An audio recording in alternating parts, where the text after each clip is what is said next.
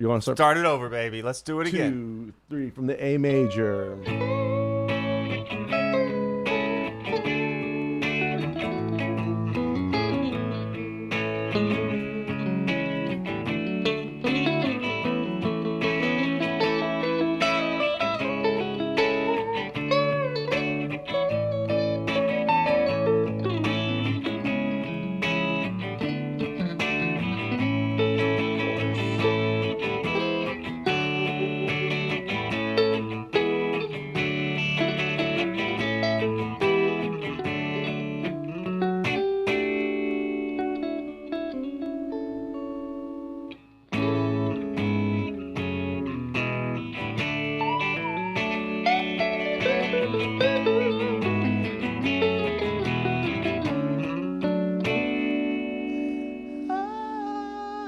Keep that suspension there.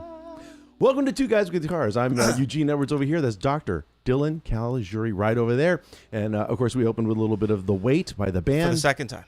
Yeah, we did a trial run that you guys don't know about. We got a tribute to Robbie Robertson, who passed away today at the ripe old age of 80. Yeah, we're impressed. Okay, he was a rock musician who pretty much got to start in the 60s. Yeah. Top of the game in the 70s. Right. And then, and I'm just saying, you live to 80 years old. You've broken the actuary tables that the insurance companies have on. I think so. He went. I mean, that's a good 80 is a really good run for a baby boomer rock musician. I think. You know, I mean, we'd be lucky to make it to 80, given our boisterous lifestyles. Oh my God, the way we live. Yeah. Woo. Yeah. Oh my God. Oh. Cumulative sleep for the week. Okay, it's not been great, but and it's funny. This week, I promised myself I would get more sleep, and more than I did the past couple of weeks. I've just been gigging a lot. What's an average night? I'll tell you what. What are you getting? 6 hours almost on the dot. 6 hours every night? You get 6 hours every night? Whether I set an alarm or not, it's 6 hours. Like if there's a day where I can sleep in and I don't set an alarm, I'm just up in 6 hours anyway. You know, I feel fine. So you're not vacillating between like 7.5 and 5.5. You're rolling straight 6. Very rare. Yeah, right. Like without alarm clock. Because sometimes I just have to get up early. Even if I have a late night gig, I have to get up early for something. And I could do it, but can we agree that sometimes I don't have a choice but to get up early? Like that's the world. That's life. But it's decided you're old now. You're getting up. Oh, I see what you mean. Well, I think as we age, we require less sleep. Yeah, though. that's right. That's just an overall sort of the rule of thumb, I suppose. So there you are. Now we have. Oh, by the way, I am playing one of your guitars. Yeah. This is a 1976 Fender Deluxe Telly, all original. All original. Now, this is we did. We talked. What's the difference between Telecaster, Stratocaster, the whole thing? This is a bit of a platypus of a Fender guitar in a way. So it clearly has a Strat neck, or at least the headstock is. It has the contoured body like a Stratocaster would. It's solid body, so it's not like a Nashville Deluxe because it doesn't have the F hole. No, it's solid. No. 2 humbuckers. And they are the actual original humbuckers. Yeah. And then obviously 2 volume controls, 2 tone controls. It's a very Gibson layout, if you will. Yeah. So I know I assume they were competing with Gibson at the time.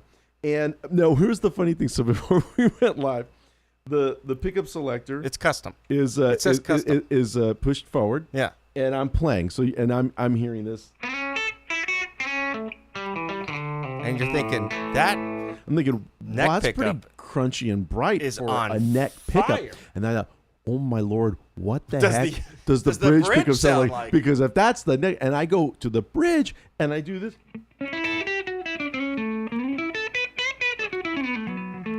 It actually sounds really good. That sounds really boomy and bassy and smooth. And Yeah. wait a minute, it switched. Now you say you didn't reverse it. It just over the years, God over the reversed decades. it. God, whatever God, God is. reversed God it? reversed it. Wow. And who am I to turn it back? Yahweh said no way. Yeah, exactly. Turn it the other way. Yes. Wow. Thank you. Okay, so I'm going to kind of just leave it in the middle for most because I'm not going to be used to. And all right. What the bridge pickup feels like I have more distortion on than I feel more sustain. That's a lot of solos that you've heard. Oh, for Robbie, we'll do some pitch harmonics. Wow, you do pinches like I do them. Yeah. I can't do the thumb, the Billy Gibbons style pinch harmonic. Oh, so you? Well, no, there you go. Yeah, for whatever reason, early on I learned just to take the forefinger out there, just get it ahead of the game a little bit. Oh, sorry. Well, I guess I could. I gotta get the bridge pickup, but the bridge, yeah. That's it. I don't know why that's just easier for me. That's a bit of a magic trick. That's because we both learned how to do pinch harmonics before there was probably, I don't know, an annal's worth of material on the internet to learn guitar from. Oh, we were babes in the woods, man. You just you had to go like to a guy that you heard about, who can do the thing. To the school that you never heard about but dream about. Right, yeah, because he went to the big city. He went to whatever. Yeah. Now, we're gonna do a relatively short show today, but the topic is one of the topics I want to get right into is, Dylan, you said something very, very interesting about, and I think in the syllabus of a course that you teach, you even use alter ego as even in the outline of the course description. Yeah. And what we're talking about was if you're feeling, whether you're in a creative rut or not, I would say, right. It's probably a good exercise if you're working. Let's say you're a songwriter, or or just working on, or you write instrumental music. You're feeling pretty solid about it. The idea is, do we, if you have time, rewrite it as if you're someone else, or what's at that point in your course, not to give away your course necessarily, but what is it we're talking about? Almost like trying to get out of yourself. Yeah. Don't compose as yourself. Don't worry about what you tend to do.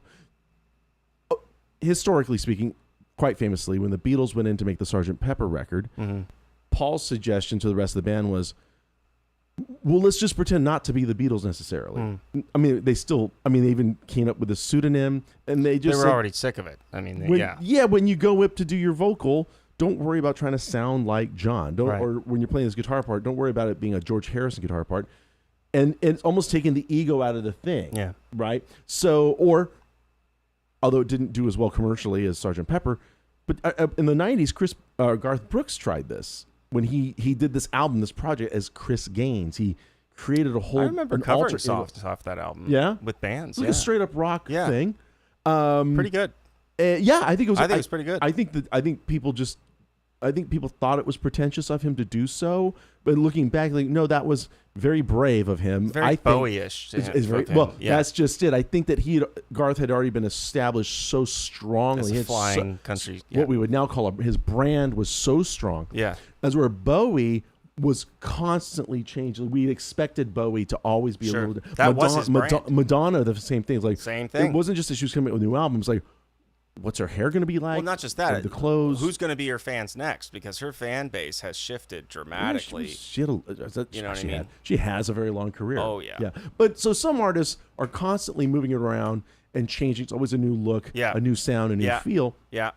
Others just kind of, they know their brand, they stick with it. But for what we're talking about right now, we're just talking about you, okay? You're working on guitar, you're writing songs, hopefully, and we're talking about, on any level, approaching, whether you need to come up with a bridge of a song, or even if you're just playing solos over a loop, a backing track, how do we use sort of like an alter ego to sort of find ourselves musically?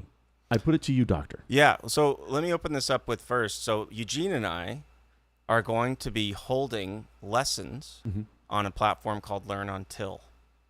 Learn on TIL. This just in. Just one L. Special announcement. We got some news. Traffic on the 5. All right, so we're going to be learning. That was a. What was that? That was a. I was sending Morse code. Oh, you were? But I'm not sure it was a Slurpee. Yeah, it was one of those. Okay, got it. Okay. Just anyways, we're gonna be teaching a course together on Learn on Till. So we'll tell you guys more about that, and it'll have more juicy, amazing things like this, and one-on-one attention with us. I plan to wear different outfits. We won't be using Morse code, though. No, I just want to. It's optional. That's what you need. You think about it. Yeah. All right. But more to come on that. Very excited about that. But that's a preliminary announcement. We'll have more details. So let me give you guys a concept let's say just started guitar or you play bass, Mm-hmm. a way that you can write a song that just requires no knowledge whatsoever, right? All you need to be able to do is play 2 notes at a time. So let's say we pick these 2 notes. I've got A and open A. Okay. And you're just going to keep the high A going. And this is a technique that's used, I don't know, all the time Since the beginning of polyphony? in pop music. So basically, I'm going to play those 2 notes, and I'm going to move the lower note kind of randomly, right? Eventually, I'll move it by scale, but use your ear. Well, you said right now you don't even know anything. I have no idea what's going on. Right.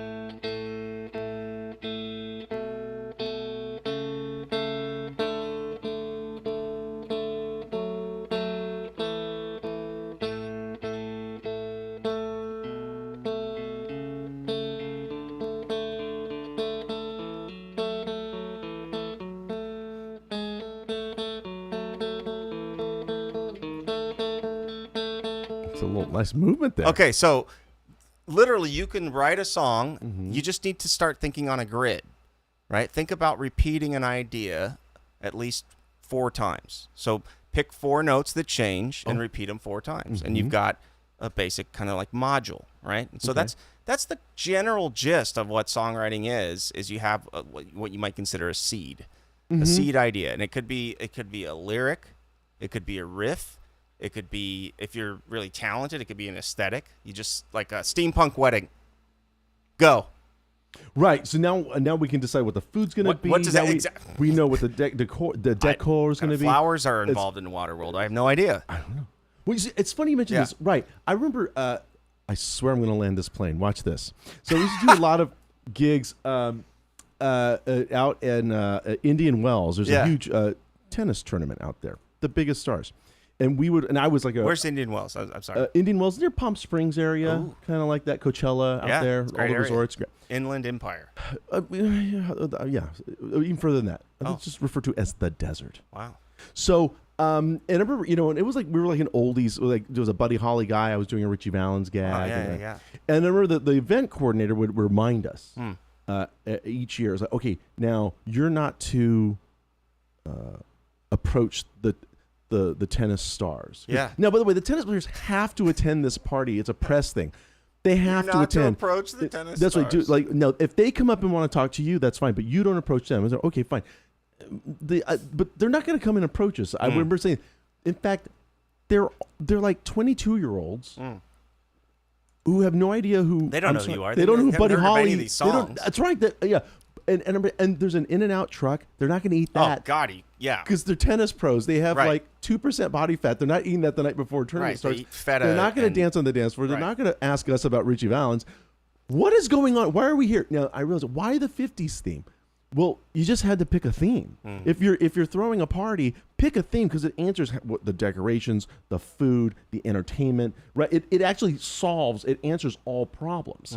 So that's how I'm landing the plane. Yeah. Like you're saying, if you want to write a song or write a piece of music or just come up with something, let's say you just want to bring an idea to a buddy, you get together and jam sometimes, it'd be nice to have something going on.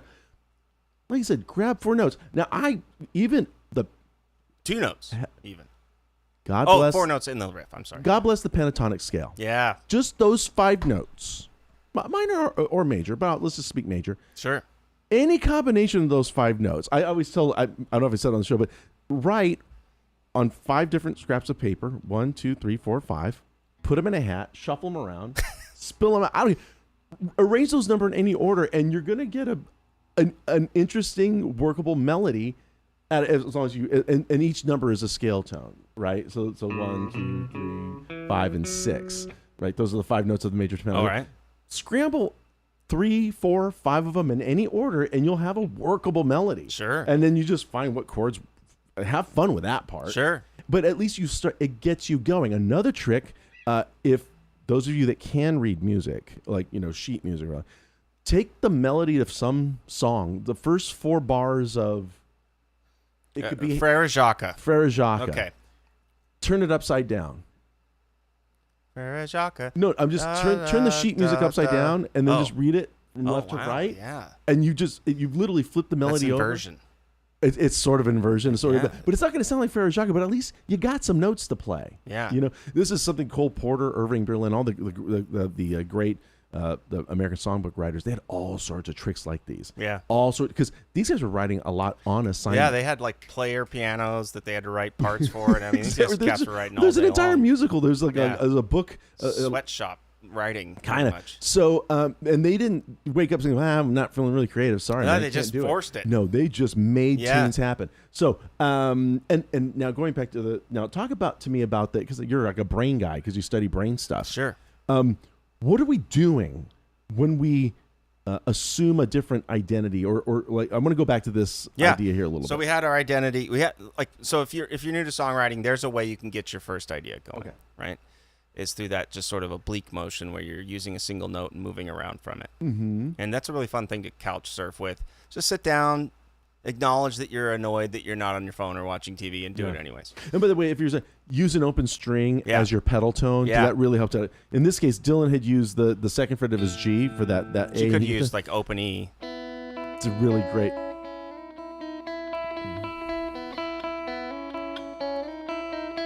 Something like that, right? I mean, it's that Jenny. Oh.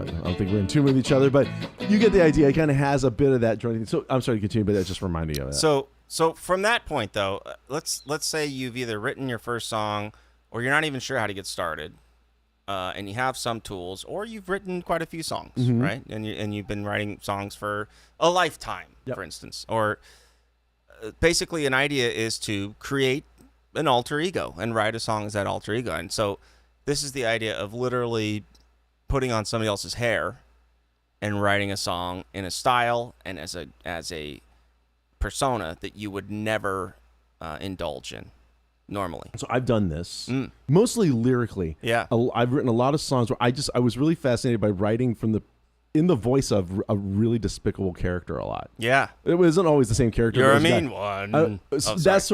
Well, no, I'm not describing, because he's describing Mr. Grinch in that one. I remember I was in the shower once, and it was a long time ago. Shower thoughts are good. Shower thoughts are good. Yeah. And I was in a hotel. I was on the road, and I heard on the news that Vice President Dick Cheney, that's how long ago this was. Wow. Was taken to the hospital due to an irregular heartbeat. Oh yeah. And I remember thinking to myself, is that not a song title? Irregular Heartbeat? Oh, that's got to be used. And this is before Google. I just kind of, I was like, I don't know. So then I remember thinking to myself that I bet you Nick Lowe has probably already written a song called Irregular Heartbeat. And because it just seemed like it would work, and he had not. But then now I got it in my head, I'm going to write a Nick Lowe style song called Irregular Heartbeat. Now, it's not going to be about the vice president. Because it's also at the time, whenever a celebrity was caught in some sort of scandal, no matter what they were doing, they would go into some sort of rehab. They would disappear. And it was, no matter what their behavior was, it could be as foul as you can think of. But it was due to a medical condition. Oh, of course it was. So then I wrote this song about a guy who clearly cheats all the time. Right. Due to his irregular heartbeat. Oh, yeah, well, of course. And then it has all these like very Nick Lowe pop sort of moves. Yeah. Irregular heart. Oh, wait, I guess I need volume, huh? Irregular. It's been years. Irregular heartbeat. It wants what it can't have. I can't help it if I cheat. It's all good till it goes bad. And you know when it slows, it has passed the test. But this thing beneath my chest, irregular heartbeat. He just blames it on his. That's great. I'm sorry. it. I'm wicked out of tune for some reason. You want to tune it? I should tune it. Anyway, but the idea here is like, I don't think it's a medical condition, but this character does. And by the way, those two words on the news, and then I just thought of the zeitgeist that was going on, people blaming whatever they had done on some sort of medical condition, and I was off to the races. Yeah. You know? Yeah, no, I have lactose intolerance, so that's why I robbed the band. Lactose intolerance. Right, I'll write you a song for that, yeah. But and in many cases, this could be just a genre that you or there's that you're less familiar with too. Mm-hmm. So, and you could even sort of pick like an outfit that you wouldn't wear and have that rep the genre. That's what the companies do, right? They'll be like, rock. We don't need to say rock. We just use a leather jacket and a nihilistic attitude. Because it indicates. Yeah, it indicates, right. Wow, I'm way out of tune. Sorry, guys. That's okay. So So basically, something that I don't do a lot of would be like hip hop music, right? So if I'm thinking about, okay, how am I going to write a song in hip hop music? So you have to set all your judgments aside. Let's say you don't I happen to like a lot of hip hop music, but if you don't like hip hop music, you'd set it aside. Yeah. You'd find some that you can tolerate, right? And then you would find, all right, most hip hop music is this like ostinato pattern. Mm-hmm. So meaning a repeated sort of riff or chordal pattern or anything that's sort of repeating just over and over again. Usually a loop of some sort. Right. So if it's like a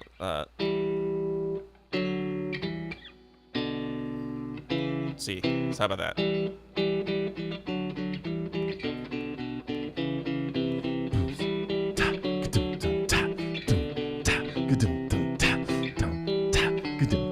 That sort of thing, right? Yeah. Okay. And so you're like, okay. Mm-hmm. And you're kind of starting to go, and then it would be like, all right, so now, and it's going to be embarrassing at first. I mean, let's face it, you're going to eat what. Right. No, but you have to push through that. Yeah. Have fun. That is the whole point of this, you guys. The fun is what's going to push you. Yeah. Play around. Play. Continue. I'm sorry. Because you get so deterministic with an instrument that you just suck all the fun out of doing it. It always just becomes exercises. Yeah, and it's like, well, screw it. I may as well just not even try something else. Right. So I've got my idea, but your idea could be way more simple. It could be like just literally that. Okay, so then how are you going to write a melody over that, right? And understanding just the very basics of strophic forms or forms. What's strophic? Strophic. It's basically like the art of, or it's like when you go to a strobe light store. No, strophic is literally a type of form that usually includes what's called contrasting phrasing. So you have like a phrase and then you have a contrasting phrase. So play the thing again. Good. And so now I want to come up with a melody that goes over that.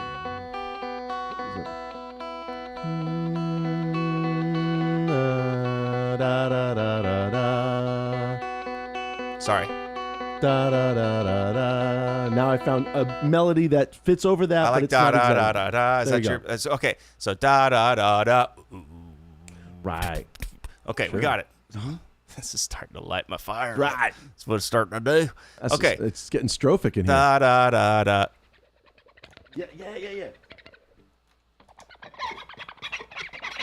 That works. Okay, anyways. So you got your idea. Da, da, da, da, da. Okay, and then you need basically a secondary contrasting phrase. So you've got your da, da, da, da, da, which usually would sound like a contrasting phrase. So I was going to say it sounds like a response. kind of unique to me. Yeah. But maybe you could go in the other direction for your antecedent phrase. So like da, da, da, da. Da, da, da, da, da. There we go. So da, da, da, da. Da, da, da, da, da. Right, and so you got the hook now, right? So it's like, they ain't playing, like okay, whatever. You just, now we start like thinking about, okay, we've got a format to insert a motive in. Notice, by the way, I just wanted to, like 90 seconds ago, none of this existed. None of that existed. Right. So this is creation. Instant can happen. creation. We have these tools. Yeah. He has very fancy classical terms, but we're really just playing with stuff. Yeah. Right. And we're just thinking, okay, what does it need next? You do need to think sort of formulaically initially. You have to have some boundaries unless you want to sit a long time in the creation part of it where you're sort of abstractly trying to consider something. Or what some composers call conceptualization. Yeah. Where they're not even near a piano or a guitar. They're just... You're an abstraction. Yeah. In fact, I was talking to a buddy of mine last night, Matt Penn. Hi, Matt. And I was saying, there's this song that he produced for this artist named, her name's Fox. And it's a really great track. Yeah. And I really like it. And I was asking him about it. And I met Fox, God, I don't know, like 7 months ago or so. I just met her once. And when I heard the track, she sings in French. And I thought, geez, what's with the French? And he goes, I think it's a Louisiana thing. I don't know. Okay. And he says, but Matt co-wrote the song. He says, I don't know anything about French. Yeah. I didn't ask you to teach me French. Right. I helped her with the music. And he says, it was really interesting to work. I don't know what she's saying. I don't know what she's saying. But either, yeah. I produced and I wrote to, I guess, how the sounds she was making with her mouth, how that made me feel at any given moment. He's working completely impressionistically. Yeah. It was just like, I don't think she could be singing about anything, but when she gets to that part, the phonics of what she's saying in French, he worked from there. And then he had a drum kit already set up, and he handed her a couple of drumsticks. Now, she comes from a hip-hop world. That's the thing, though. And he's more of a roots Americana guy. And he said, go, and he says, just, and she's, give me those drumsticks. And she sat down and she's never played drums. He just hit record. She's such a hip-hop person. She quickly figured out, okay, well, the kick drum makes the deep sound. This makes the high. And she knew how to emulate a hip-hop drum. And he got enough of it to work a long loop out of it. Yeah. And he says, the whole thing took about 2.5 hours. Yeah. Top to bottom. Now, a big part of that's these are two people working with very creative environment. Very big part of it is environment. Two people that are encouraging each other. There's no limits. There for express purpose. And then, one person knew how to work more impressionistically. The other person knew the technology of how to get sounds and he actually had her mix it, and her mix was much better. Wow. Because she really just kind of had, but she had the sonic picture. Sure. And just kind of knew where to point some things. And it was like, we're done. That's usually the hardest part of the whole thing. Usually the hardest part. There, yeah. But again, done without thinking. And I don't know whether she used an alter ego when she mixed, but she certainly was doing something that wasn't traditionally in her realm. And she was done a lot quicker than any of us would have been. We would have overthought it. Well, I mean, once you've produced the elements, it's just a matter of moving them forward or backwards. That's right. Or if left they're or right recorded on well stage. enough, it's a simple recipe. Yeah. So I know it's going to be a relatively short show. Daniel, do we have any questions? No questions yet. If you guys want to They're ask any last minute questions. Yeah, I know, guys. We got Dylan's got a thing. Well, yeah, we're good for like another 15 minutes. Okay, we got another 15 minutes. So hit it. No, your question doesn't have to be on this topic of like how to get unstuck, how to use an alter ego to get out of jams, if you will. Jams, get it? Absolutely. Jams and jellies. Well, take it for Robbie Robertson. He wrote "The Night They Drove Old Dixie Down" for the band. Yeah. Classic track. Yeah. It's a song. It's sung from the perspective. Sure. Of someone who served in the Confederate Army. Yep. Right. In the Civil War. Right. And Robbie Robertson's originally from Canada. Right. He doesn't. Now he had Levon Helm, the drummer in the band. And one of the lead singers was from Arkansas. He's from the South. Sure. But Levon didn't write the song. They had one Southerner, and he doesn't write the song. But Robbie just thought it would be interesting to write in that character, a voice that probably had not been represented, certainly not in rock music. Yeah. Which is so to the late Robbie Robertson, use that alter ego, whether it's lyrically or it might be a matter of, I don't know, rent a like a heavy metal guitar from somewhere and just use an instrument you wouldn't normally go to the piano. Really well, yeah. Switch, it's like, I'm not a piano player. Perfect. This technique works really well on the piano. Oh, the oblique motion. Yeah. Just find one key and just stay there. Yeah. Yeah. That works really actually, well. Piano's kind of more, it's better laid out for that. It's laid out better in general, but it gets hard fast though, so. Yeah, that's true. Yeah. That's true. So there's that. And then now I'm going to ask you, do you have an example in your real life where you had to write something, just that you had to write something quickly? And what do you remember any sort of tools or tricks that you used to kind of just to get some notes on the paper or up on the screen if you're working in the box? Yeah. The weirdest thing I did lately was a Catholic mass. Somebody I know, really bizarre for me, but it was. That sounds impressive. It was fun because mass parts are liturgically derived, right? You have to tell me what that means. I mean, I know what it means, but tell everybody else. Arizona. But it's liturgically means there's the liturgy of every year Catholics read the Bible once all the way through. Mm-hmm. So there's like a liturgical season for each part of the year. Gotcha. Part of it would be like, Lenten and obviously Christmas and whatnot. Anyways, so Hi, Rex. There's these sections where there are points of Rex. There you go. Good. Oh, there you go. What buddy. do you Okay. know? Yeah. I'm sorry. Liturgy. So there's these sections where you're really attempting to create something that is painting a poem or painting some sort of picture with music, right? Mm-hmm. And this is where a lot of approach in music comes from, is from the Catholic Church. And so I just remember from this one thinking in approach chords. So my guitar's out of tune. So this is like Everything's moving up, I noticed. Amen.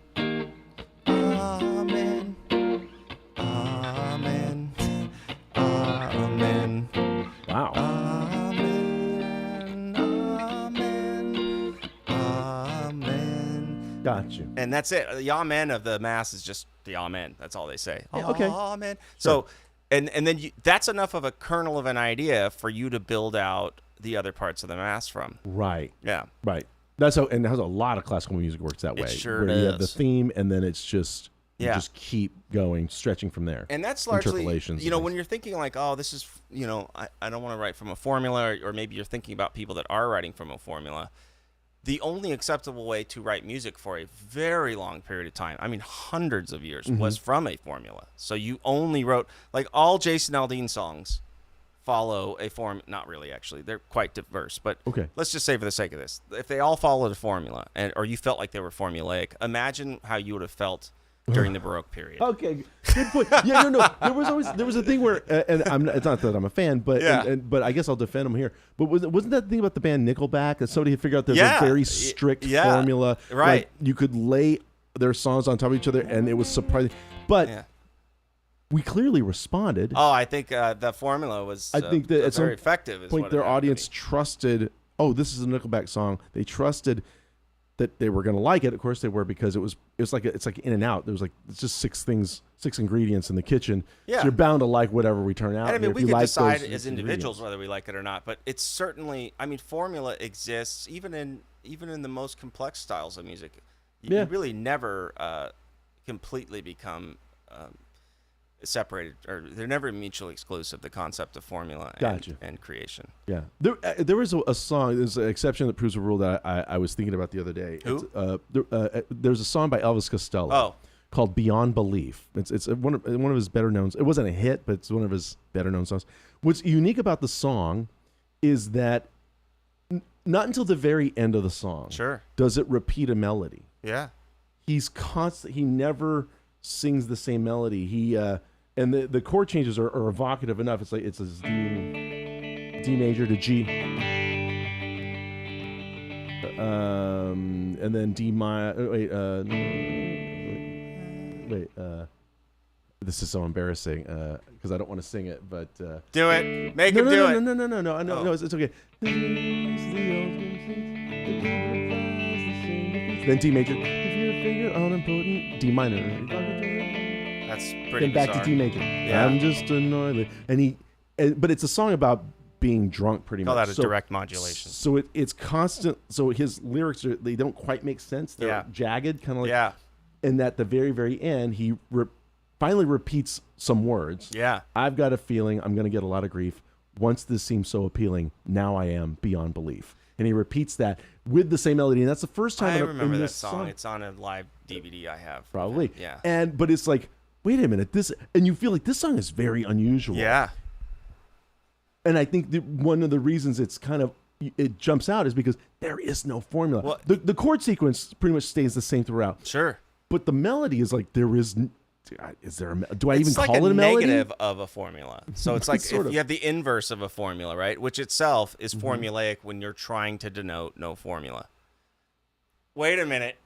The room's going to explode, Daniel. Rex, you want to explain that to Send me? for help. All right, you lost me there. So all right. So if I have a picture, a formula, Yeah. a song, and I mean, we could pretty much turn every Taylor Swift song into a formula to some extent, right? I'm not saying I but don't like Taylor Swift, by the way. but when formula, I mean, just again, let's keep this practical. You're saying like intro, verse, chorus. Right.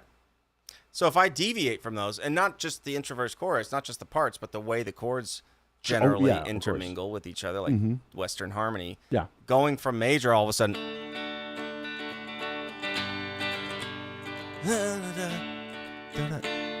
That's not a thing. It doesn't really happen like without a pivot chord generally. Correct. So it's formulaic to sort of tone paint like I'm drunk or there's a okay. problem All right, now I by hear you. doing something that wouldn't be expected.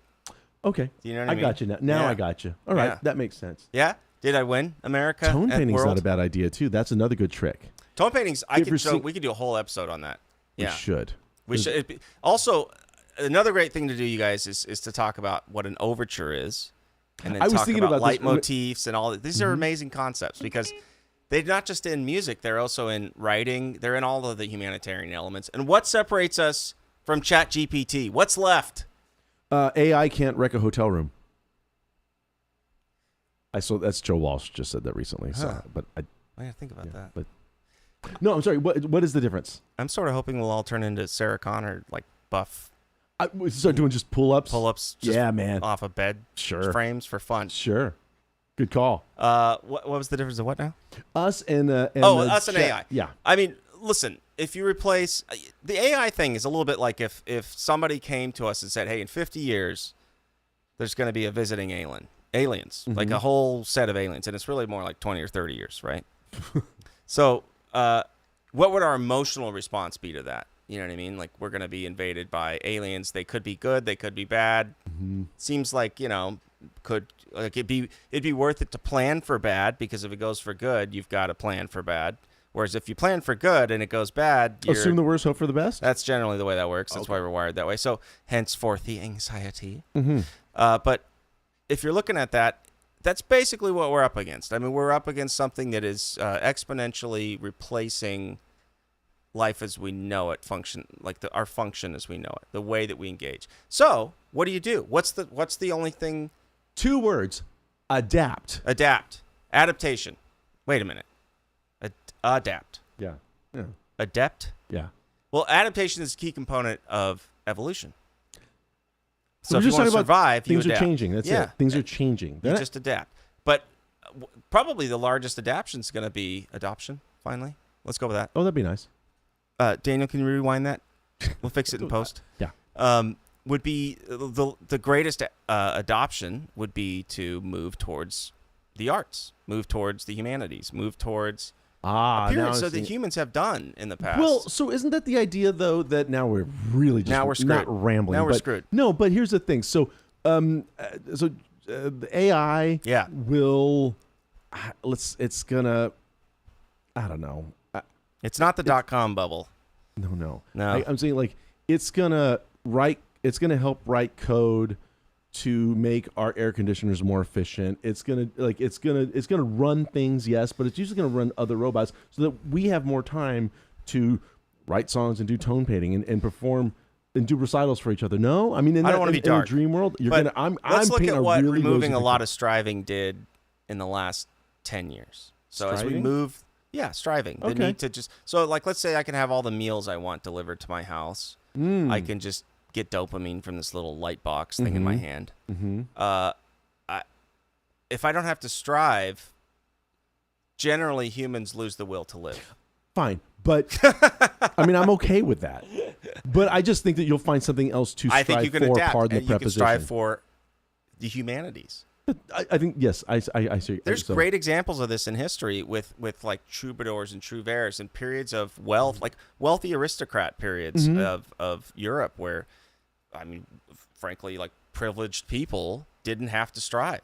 Right. So And- they could spend time on Correct. philosophy and humanities. And just not self-destructing. Stoic mindsets came from these periods. By the way, in the 1950s, especially, machinery like washing machines, dishwashers, like a lot of appliances we now take for granted, they were new at that time. And if you look at like McCall's or these women magazines where they would advertise these things, you would see the machine in the background, the dishwasher or the washing machine. And the woman be doing And her, the woman's like on a Chase lounge just reading a magazine because of all the work she doesn't have to do anymore. Yeah. And but is that what we did? No. We made ourselves busy with other Correct. stuff. Yeah. We have so much machinery at our Disposal. disposal. Thank you. We also have garbage We have disposals. disposals as well. And we're still running around like crazy. We're still so I think you're right. We're still gonna do stuff. Yeah, I mean, just know those of us that those people that have a more compulsive tendencies could have a lot of trouble. Okay. And then also some of the traits that have been selected by nature that would be the most adaptable in a situation where you do strive, those people would have the most trouble. Meaning people who are ready to take on a challenge and aggressively take it on would be very needed in another society. But this is more of a relaxed scenario where it's like, what do you feel like doing today? Those people don't adapt well to that. So that genetic trait as it's expressed phenotypically by the gene in reproduction, meiosis, mitosis. I have to have a to-do list, or I go nuts. Yeah. So That's just going to change the way we all learn how to do stuff. And we're in a great position to be able to do that with the internet. You know what I mean? I And with think so. But the point of this is that you should take our Learn Until course. Learn because Until. we'll be able to address your customization of your education experience. The on idea is that guitar. if you're working on whatever Anything. it is, you know, I'm struggling with this scale, or I'm struggling with this, making this chord switch, or I've written this song but I can't finish it. I want to start a French cigarette company. Yes. Then we will just kind of work from there. So we're just like, so you have us at your disposal. Right. Speaking of disposals. Right. I know this was an odd subject, a large one. Please leave comments or leave questions, comments, stuff in the comments. And we'll section. get to them. Yeah. We'll get to them. I got to get you to So your. you want me to play? I'll play the voice. Amen for you, and you can go. We're gonna do the Amen. What key? We're in F. All right. We're out of here. Thank you so much, Daniel. Thank you, everybody. It's like B flat. Thank you, all you Patreon members. We're gonna Amen our way out of here.